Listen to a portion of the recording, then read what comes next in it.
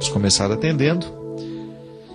A Aline Maia, de Belo Horizonte, nos escreve: Padre Fábio, boa noite.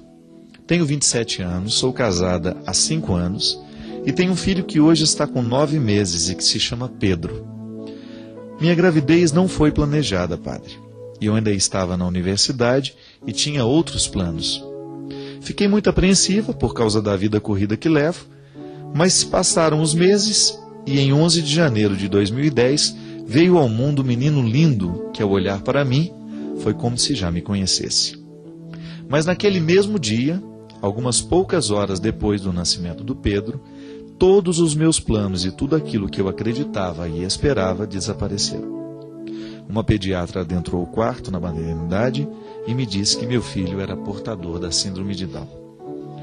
Não sei nem mesmo contar o que se passou em meu coração, padre. Chorei desesperadamente e me senti só, completamente só. Quando saí da maternidade com Pedro no colo, eu tinha uma certeza no meu coração. Eu amava o meu filho, mas também tinha o sentimento de que eu deixava algo para trás.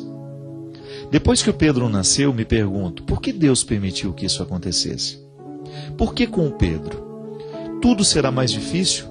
E é inevitável o medo do futuro, o mundo é perverso, o mundo é cheio de preconceitos, de discriminação.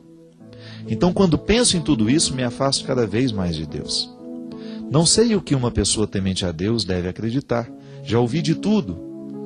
Que só os especiais são pais de crianças especiais, de que fui escolhida por Deus. Mas se eu pudesse perguntar a essas pessoas se elas desejam ser especiais desta maneira ou serem escolhidas por Deus para terem um filho especial, tenho certeza, padre, que todas elas hesitariam em dizer sim. Na verdade, é que nada é mais importante ou me dá mais alegria do que Pedro. Eu me sinto realizada, mãe de verdade, mas o meu relacionamento, fé em Deus, cada dia me parece algo mais distante. Abraço e muito obrigado por me ouvir. Obrigado, Aline, obrigado pela sua confiança em nos repartir um sentimento tão difícil, né? Tão duro. Primeiro, parabéns pela sua coragem. Eu admiro muito as pessoas que são capazes de admitirem esses sentimentos que, aos olhos de muitos, podem parecer vergonhosos. Eu ainda continuo acreditando que é muito melhor a gente ser honesto e admitir a fraqueza que ficar aí bancando forte, alimentando fantasmas interiores. E toda vez que a gente põe esse fantasma para fora, de alguma maneira a gente o põe para correr. Ao partilhar isso aqui, você pode ter certeza, Aline, que o seu coração já fica mais leve. Admitir isso. E você tem razão. Há um processo humano que ninguém pode negar. Uma mãe, quando se prepara para a maternidade, ela não se prepara para ter um filho com deficiências. Por mais que depois a gente revista isso de significado, o primeiro preparo que uma mãe faz é para ter um filho e só. E ao ter esse filho com dificuldades, você começa a viver um processo de luto natural. Não é que a criança... Não é um luto como a morte de uma pessoa, mas é o luto de uma espera que você tinha. Não aconteceu, não concretizou como você esperava.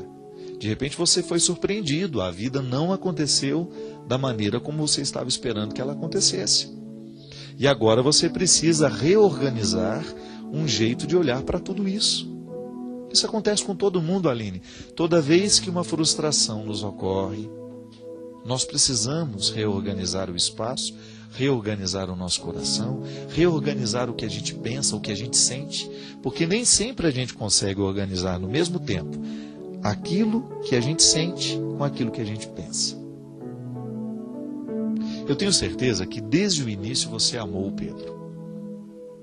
É natural que o seu instinto de mãe tenha acolhido essa criança com muito amor, mas a sua razão não.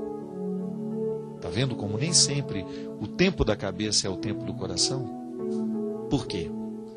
Porque na cabeça o sentimento nem sempre está resolvido. O ímpeto é acolher aquela criança, o ímpeto é resguardar aquela criança. Inclusive, muitos pais mantêm o filho escondido justamente para que a sociedade não saiba da deficiência que a criança tem, que é uma maneira de querer proteger, de querer resguardar, de querer guardar para que ninguém venha invadir aquele momento difícil, aquele momento de dor.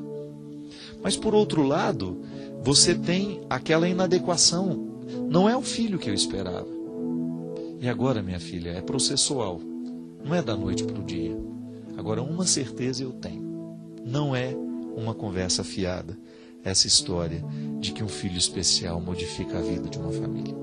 Acredite nisso. Mesmo que o seu sentimento não lhe diga isso, mesmo, ou então que a sua razão não lhe diga isso. Tenha certeza que o Pedro, e você já demonstra isso, né, pela maneira carinhosa que você se refere a ele. Você estava dizendo aqui uma coisa interessante, né? Você disse que quando olhou para o Pedro a primeira vez é como se o conhecesse há muito tempo. É verdade. O amor tem essa capacidade de encurtar a distância, né? Tem essa capacidade de enganar o tempo. Às vezes a gente ama algumas pessoas com tanta facilidade, com tanta rapidez, que parece que aquele amor já é antigo. É justamente isso que vai te salvar, o amor que você tem ao seu filho. Permita que o amor que você tem por ele seja capaz de calar essas perguntas bobas que você faz. Por que o Pedro não nasceu especial? Nós nunca vamos ter essa resposta, minha filha, nunca. Por mais que a gente queira, nós não vamos encontrar essa resposta. Agora, você pode descobrir no seu trato com o Pedro que ele é especial e acabou. Mas nada precisa ser respondido. E aos poucos você vai ajeitando essa vida dentro de você. Você reposiciona a sua maternidade. Volto a dizer, toda mulher, quando vai fazer a experiência da maternidade, salvo uma ou outra exceção de pessoas que de repente já têm a desconfiança que pode ser mãe de uma criança especial, elas não se preparam para essa maternidade, para esse tipo de maternidade. E que sem dúvida é muito exigente, porque você acaba tendo que lidar com esta precariedade que você descobre em você. Porque ao reconhecer que o filho tem uma deficiência, você reconhece as suas deficiências. E o mais duro talvez seja isso. A deficiência do filho mostra a deficiência do nosso coração. Já parou para pensar nisso, Aline? Que a síndrome de Down do Pedro acaba apontando em você uma fragilidade na sua capacidade de amar, na sua capacidade de acolher essa criança. Não é assim? Ao não saber lidar com a fragilidade do filho, eu acabo tendo essa deficiência dentro de mim. Porque o Pedro está reconciliado com ele mesmo. Ele nasceu especial. Agora é interessante porque é muito natural que na vida a gente queira proteger os nossos filhos de todos os sofrimentos do mundo, né? Eu acho que se eu fosse pai, eu seria um pai terrível. Porque eu tenho uma característica muito acentuada em mim. Eu protejo muito os que eu amo. E muitas vezes, na tentativa de proteger, você acaba privando o outro do seu crescimento. Agora, o que você precisa fazer, minha filha, é retirar de dentro de você este medo, é trabalhar esta ansiedade dentro de você e criar um espaço amoroso para o seu filho, que é isso que ele precisa. Fazer com que o seu amor por ele, o amor do seu esposo, dos irmãos, da família, possa ser maior que qualquer outro preconceito que possa existir no mundo. O mundo é preconceituoso? É. Mas toda vez que nós criamos um espaço amoroso para os nossos filhos, de alguma maneira nós neutralizamos o poder desse preconceito, porque a gente não vai permitir que ele entre dentro da nossa casa e a gente vai criar o nosso filho para que ele crie imunidade contra todos esses preconceitos. E na verdade a criança especial nem sofre tanto, sofre muito mais nós que estamos do lado, porque já temos os nossos preconceitos. A criança não. A criança não. Nós temos uma pessoa muito ligada a nós, que é especial, que é a Analice, Irmã Léo, lá da Talentos.